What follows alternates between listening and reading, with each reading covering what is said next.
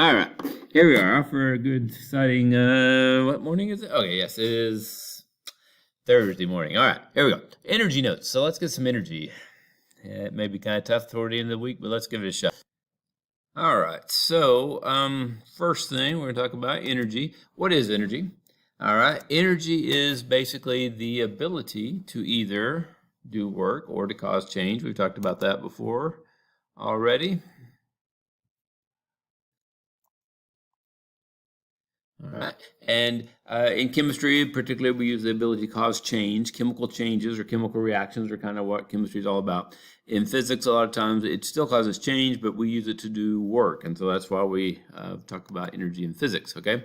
Now, we're going to talk about types of energy. There are two main categories you've probably heard about before. So a lot of this will be reviewed, but a little bit different.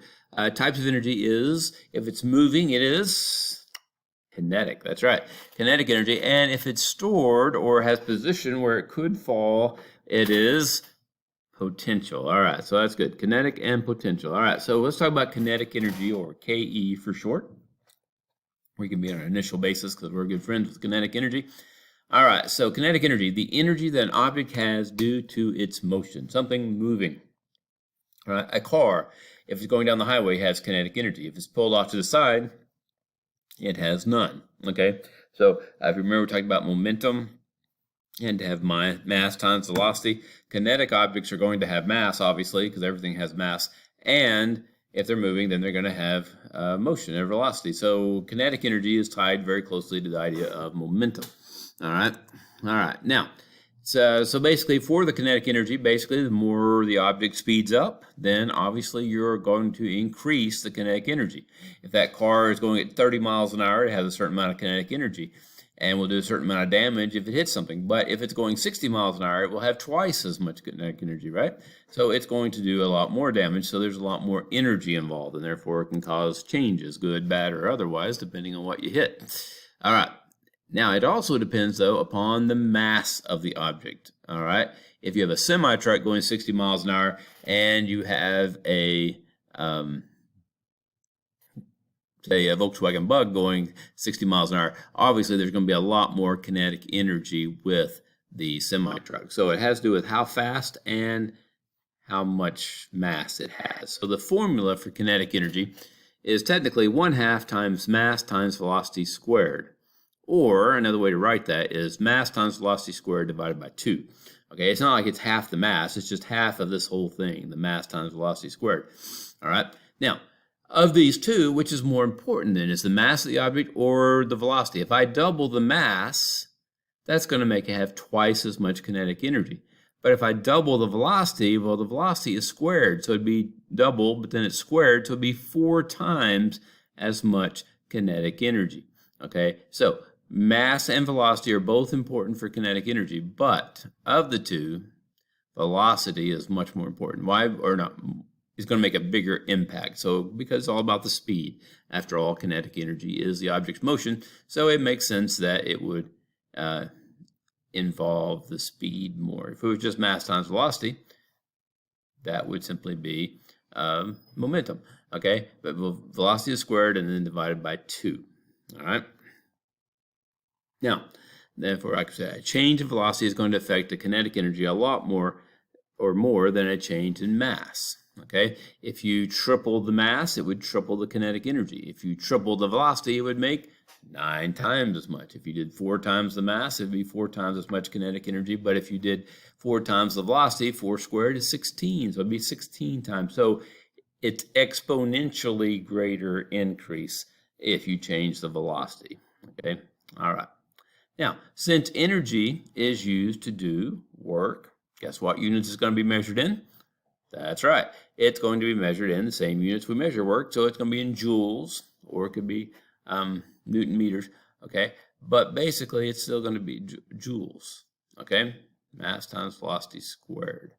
That'd be like kilograms times meters per second, meters squared over seconds squared. Okay, but that's joules. Okay, and so it's still going to be measured in joules. And so the 1 joule is equal to kilogram times meters per second, which is newtons times seconds, or divided by seconds. So that's seconds squared.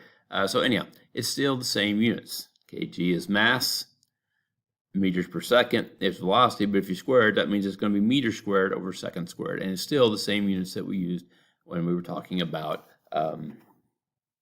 power. Okay, I mean,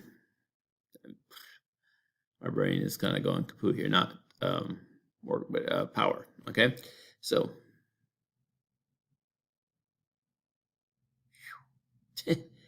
okay, sorry.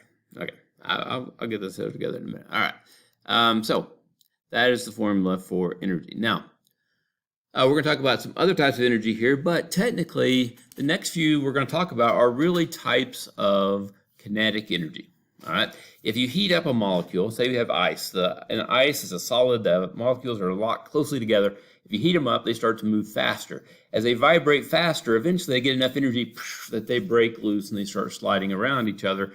And now you have a liquid, okay? Because when you heat it, you're changing how fast the molecules are vibrating or moving, okay? And we'll talk about temperature later. Temperature is just the average motion or kinetic energy of the molecules. So since we're talking about how fast the molecules are moving, thermal energy is really a type of kinetic energy. It's just the kinetic energy of the molecules or the atoms in something. How fast are they moving? Okay, and as they move faster, then they're going to have more thermal energy. As we add thermal energy, they're going to get more and more kinetic energy of the molecules. So thermal energy or heat is basically a type of kinetic energy.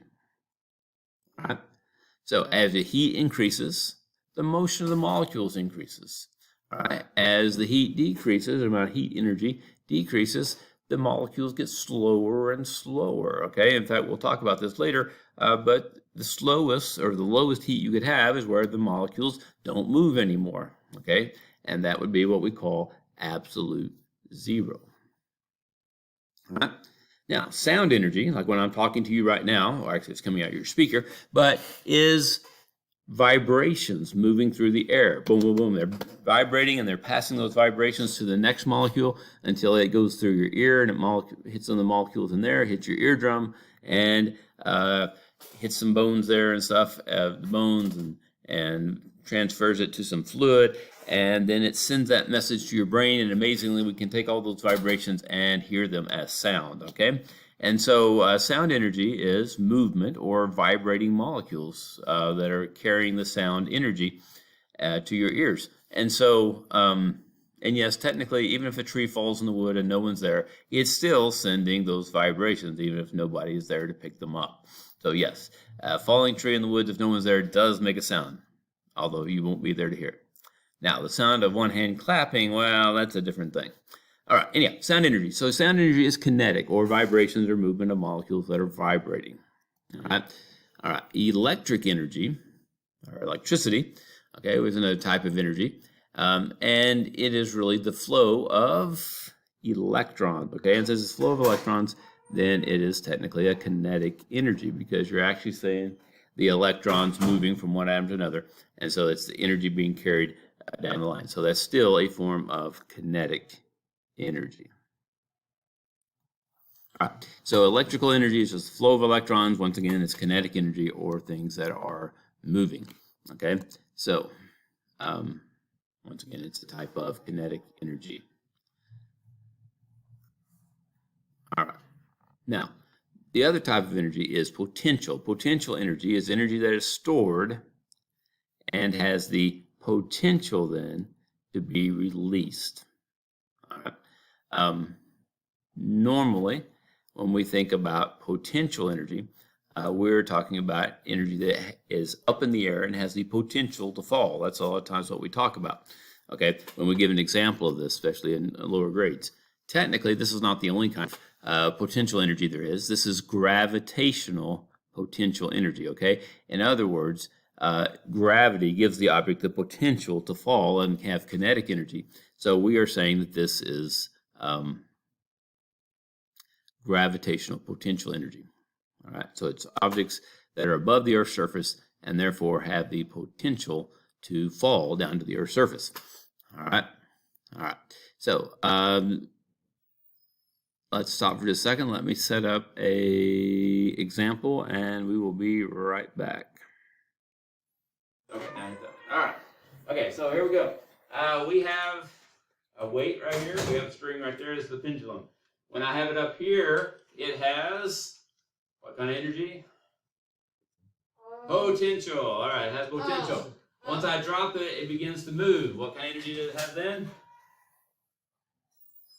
Kinetic. All right. So when it's up here, it has mostly potential. As it comes down here, it has mostly kinetic. So the worst place to be hit by it is right there. down here at the bottom, because it's all kinetic and it hurt. All right, it comes back up. As it goes up that side, it changes to potential, and then it comes back and changes to kinetic. Back and forth, back and forth. Didn't you tell us back and this before? forth. Yeah, I'm pretty sure. all right. If you hit the pause button there, there's a video going.